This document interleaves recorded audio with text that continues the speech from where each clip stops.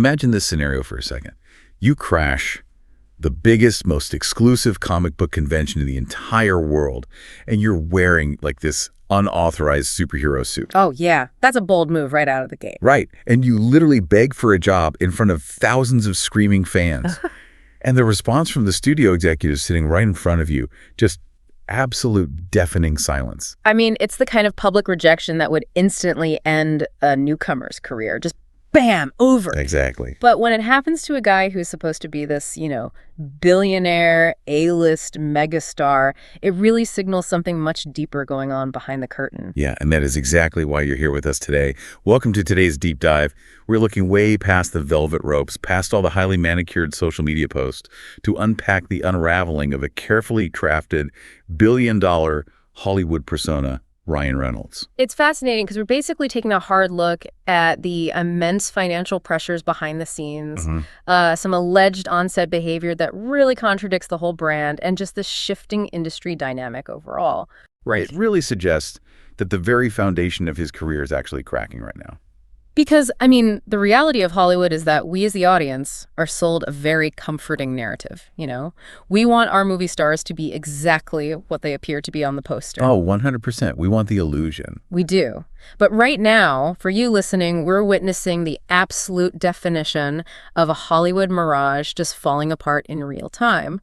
So, okay, let's unpack this because I want to start exactly where we opened. The Comic-Con incident. Yes, that highly uncomfortable recent appearance at San Diego Comic-Con. I really feel like this was the moment the cracks became visible to the public. But before we get into what he actually did, remind me, and everyone listening, what are the actual stakes at Comic-Con? Like, why does this specific venue matter so much? So, specifically, we are talking about Marvel's Hall H presentation at SDCC. And look, Hall H is basically the Super Bowl of pop culture.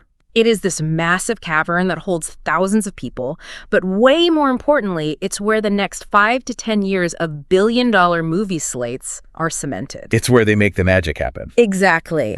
If a studio is going to announce a massive new franchise or, anoint a new leading star, this is the room where they do it. It is entirely orchestrated down to the literal second. So it's not like open mic night where you can just jump up there. It's a highly controlled corporate shareholder meeting that's just like wrapped in a nerd festival. Precisely, which is why his behavior was so incredibly jarring. He didn't just walk out on stage for a scheduled cameo, which is what you'd expect. Oh. He started by literally sneaking around the convention floor in an unauthorized X-Force suit. Wait, let me stop you there. Disney owns Deadpool and the entire X-Men catalog now. Are you saying he just went rogue and put on a suit he literally did not have permission to wear? Yeah, yes, he did. The X-Force movie was this project that got shelved years ago when Disney bought Fox. So he was putting on this unsanctioned suit and trying to create this forced viral moment, hoping to leak footage in real time. But isn't that just kind of his whole brand? Yeah. Like the chaotic, fourth wall breaking marketing genius? I mean, a decade ago, somebody, quote unquote, mysteriously leaked the original Deadpool test footage online. The fans went crazy, and that forced the studio to finally greenlight the first movie. Right, yeah. So wasn't he just playing the hits here? Well, it looks like playing the hits, sure, but the context has totally changed. 10 years ago, he was the scrappy underdog trying to get a weird R-rated superhero movie made. Today, what's fascinating is the underlying motive. What do you mean? Well, this wasn't a confident star teasing a beloved role. It was a desperate temperature check. He was actively trying to bypass the studio executives who were sitting right there in the building and use the fans as leverage. Well, he was hoping to artificially force a viral moment to basically pressure Disney into giving him another franchise. But as we saw, you really can't force that kind of lightning back into the bottle. Man, and it gets so much worse. Because later on, he literally crashes the Avengers Doomsday panel. But he's not even in the Deadpool suit anymore. No, the suit is gone. He shows up in a gray denim suit, calling it a Canadian tuxedo.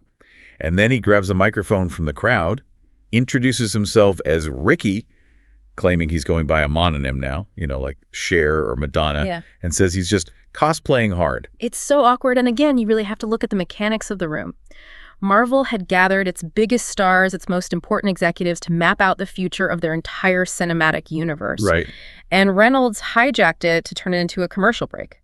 I mean, he specifically targeted Paul Rudd on stage, asking why Thor was crying in some recently shown footage. Right, and Rudd totally deflects it. He just says Thor was crying because he's a Wrexham football supporter. Which, as we know, is the soccer team Ryan Reynolds owns. Exactly. So instead of giving the fans a genuine, cool Marvel lore moment, he uses his hijack time at the biggest comic event of the year to promote his own side hustle. It's just wild. But the real cringe, like the moment I physically winced, was when he started actively begging for a role in the new Avengers movie. Yeah. He literally starts asking the panel about overages, hot costs, or last-minute additions. Which is very inside baseball industry talk. He's throwing those terms out there to sound like he's ready to do business on their terms, you know? Hold on, time out.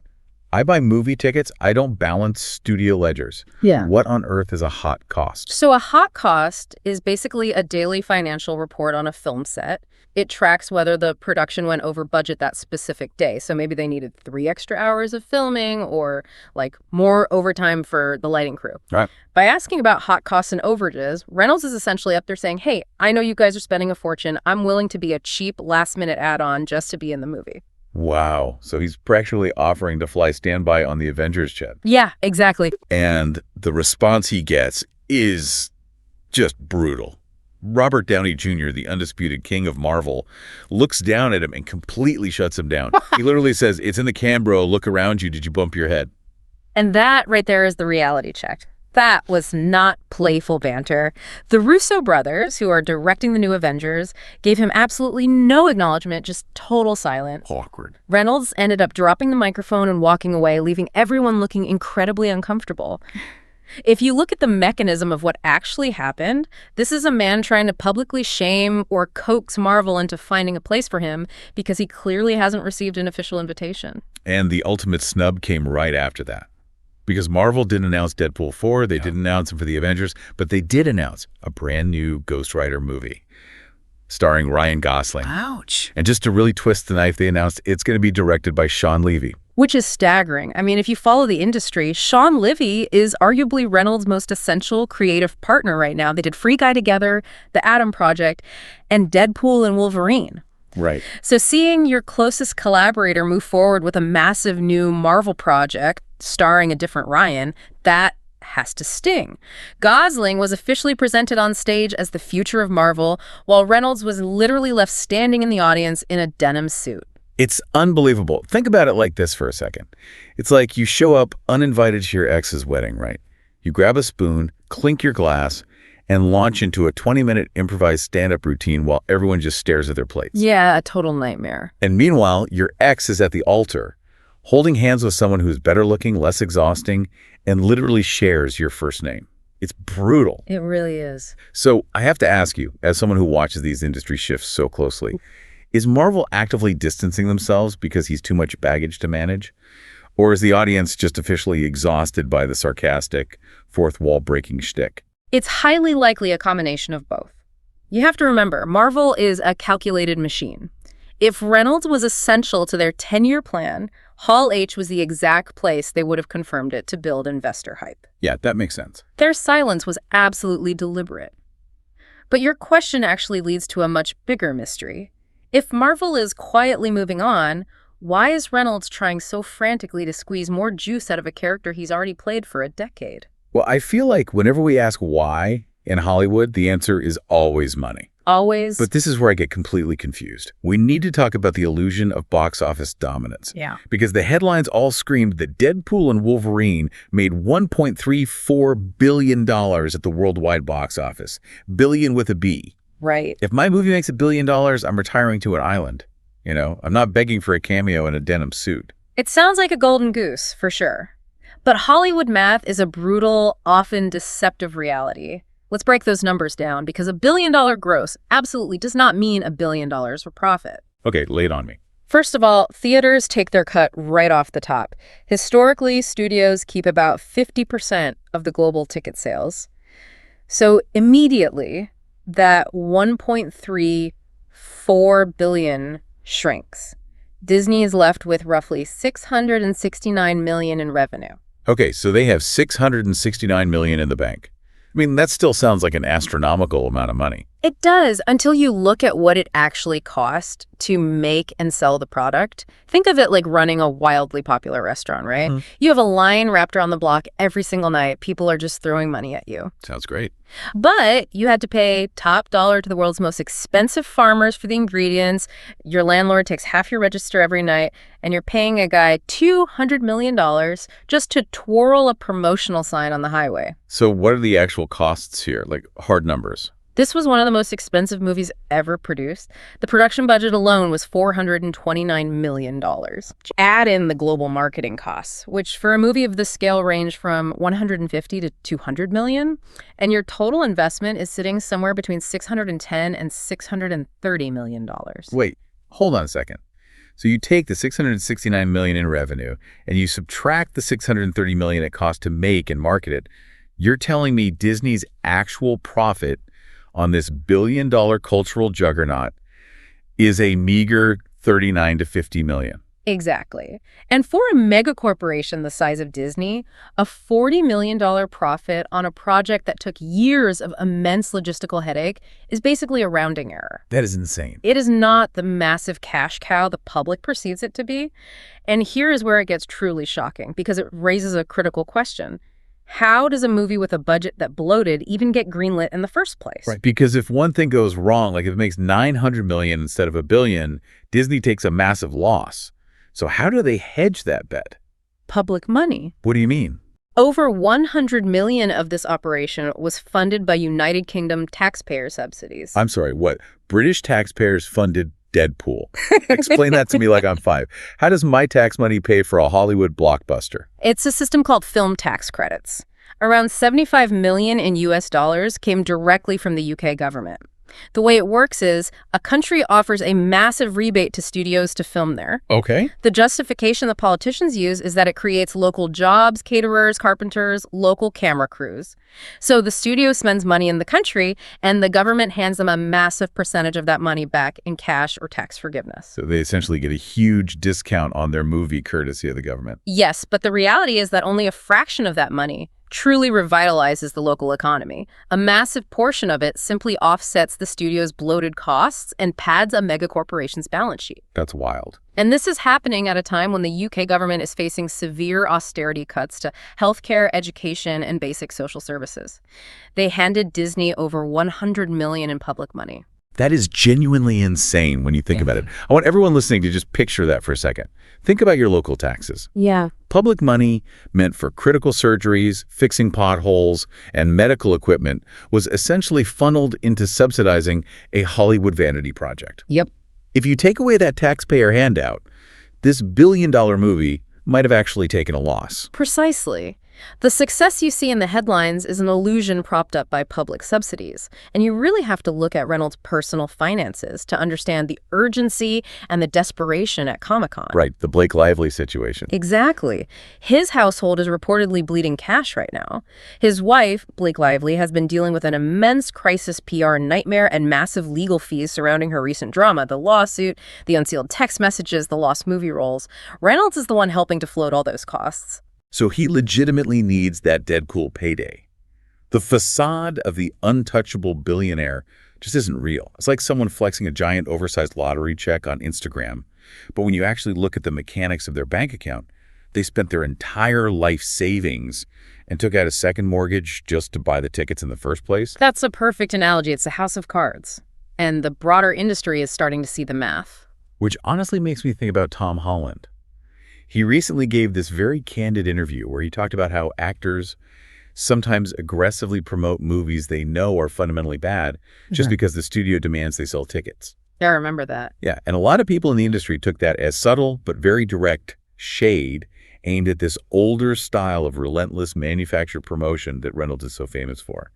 So if the movies barely make real profit without public handouts and the younger generation of stars are openly calling out the fake hustle, is Reynolds' entire value to Disney just a mirage?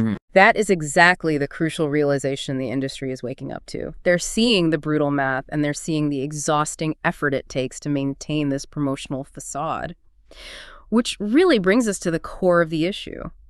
the manufactured persona itself. Right. Because if the financial foundation is built on government subsidies, what about the actual brand? For a decade, we've been sold this humble Canadian nice guy narrative, the whole Van City persona. Oh, absolutely. He markets himself as this scrappy, sarcastic kid from Vancouver who just happens to be in movies. But the reality, he lives in a massive estate in upstate New York.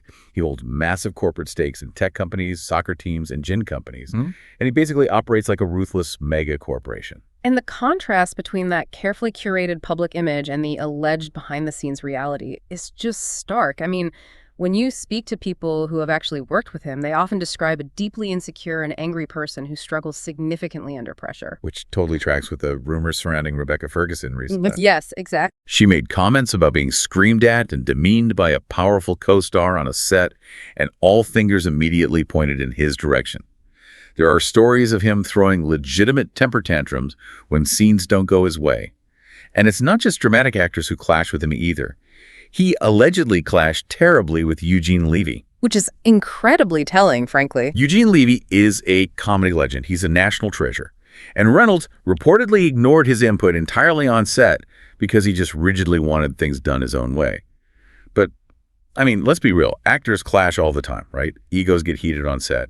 Is that really a definitive sign that the nice guy image is fake? It is when you look at who is doing the critiquing. Let's look at Denzel Washington. Okay. They worked together on the movie Safe House. And Denzel later joked in an interview that Reynolds is a terrible actor. Wow. Wait, really? Yeah.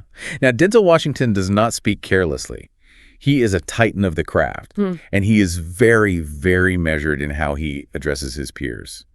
When someone with his gravitas frames a comment like that, even if it's delivered as a joke, there is a fundamental foundation of truth to it. Wow, that's heavy. It's an acknowledgement from the highest levels of the industry that the performance is entirely surface level. It totally shatters the illusion. And honestly, you can see the mask slip in public, too, if you know what to look for. There was this red carpet moment that really stuck with me. Oh, the kid with the mayo. Yes. A young fan, a kid named Liam, was so excited to meet him. He tried to ask Reynolds a harmless, fun question about why there's so much chipotle mayo on a specific breakfast item. It was just a kid being a kid, you know. Right. And Reynolds just completely dismissed the child's joy. He interrupted him, looked annoyed, and basically told him to get to the point. It reveals a deep sense of entitlement. Exactly. It showed that if an interaction isn't directly promoting a movie or serving his specific brand of quick-witted sarcasm, he has zero time or empathy for it, even for a kid. What's really fascinating here is that while the general public might just be catching on to this entitlement now, pop culture has actually been prophesying this downfall for years. That's right. Animation, in particular, has always been uniquely able to strip away PR spin because it operates under the guise of comedy. You can get away with a lot more. Yes. I was amazed by this when we were looking into it. The Simpsons completely roasted him. In an episode called The Longest March, they used him as the prime example of a celebrity sellout. They specifically targeted his endorsement of Aviation Gin, a company he actually owns a massive stake in. Yep. And here is why that is so important.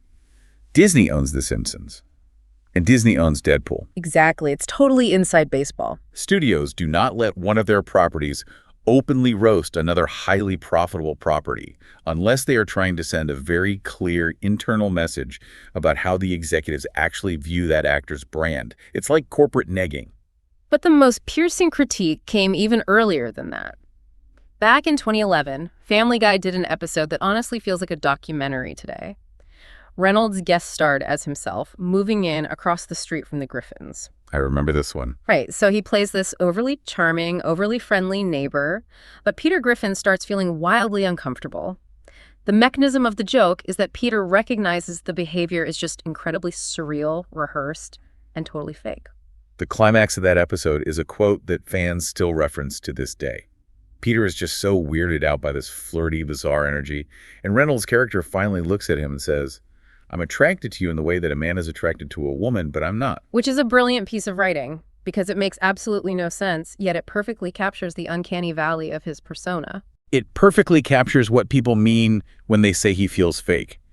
He's saying words that sound charming, but there's zero human truth behind them.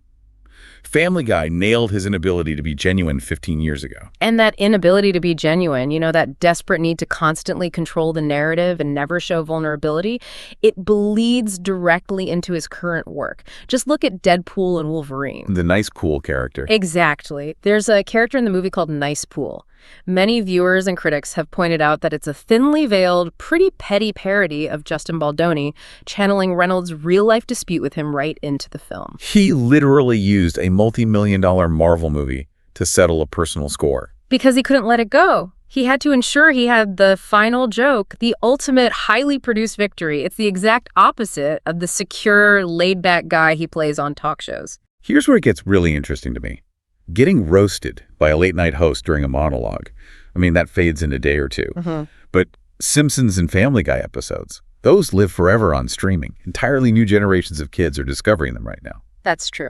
So I have to ask you, if his sarcastic charm is his only real currency, because let's face it, he's not a Denzel Washington or a Tom Hanks who can fall back on pure, undeniable acting craft when the chips are down, what happens when the audience collectively decides the joke just isn't funny anymore? I think that is the exact tipping point we are witnessing today. When you synthesize all the different mechanisms we've discussed, the brutal public rejection by Marvel executives at Comic-Con, the incredibly shaky Hollywood math that relies on UK taxpayers just to turn a marginal profit, Right. and a crumbling, nice guy facade exposed by legendary co-stars and legacy cartoons, it all points to one undeniable conclusion. We are looking at an actor clinging to a single life raft. Deadpool is all he has left, and the industry is quietly but firmly paddling away from him. So what does this all mean for you listening right now? I think it shows just how easily our perception of success can be manipulated. A brilliant PR strategy, a few viral tweets, and a quirky denim suit can hide a mountain of financial and professional desperation. You really can. But when the actual math stops making sense and the industry stops playing along, that carefully crafted facade unravels incredibly fast. It's a vital reminder to question the narratives we are sold as consumers. Success in Hollywood, much like the movies themselves, is rarely as clean, as profitable, or as effortless as it appears on a red carpet. Exactly. Which leaves me with this final thought for you to mull over as we wrap up today's deep dive. We've seen that a billion-dollar blockbuster might actually just be a highly subsidized illusion kept afloat by public tax dollars. Yeah. And we've seen that the relatable nice guy is really just a fiercely guarded, desperately maintained corporate trademark. It really makes you wonder, when we hand over our $20 for a movie ticket to these massive, personality-driven franchises, are we actually paying to be entertained? Or are we just unwittingly crowdfunding a celebrity's crisis management team? Think about that next time you see a viral red carpet stunt pop up on your feed.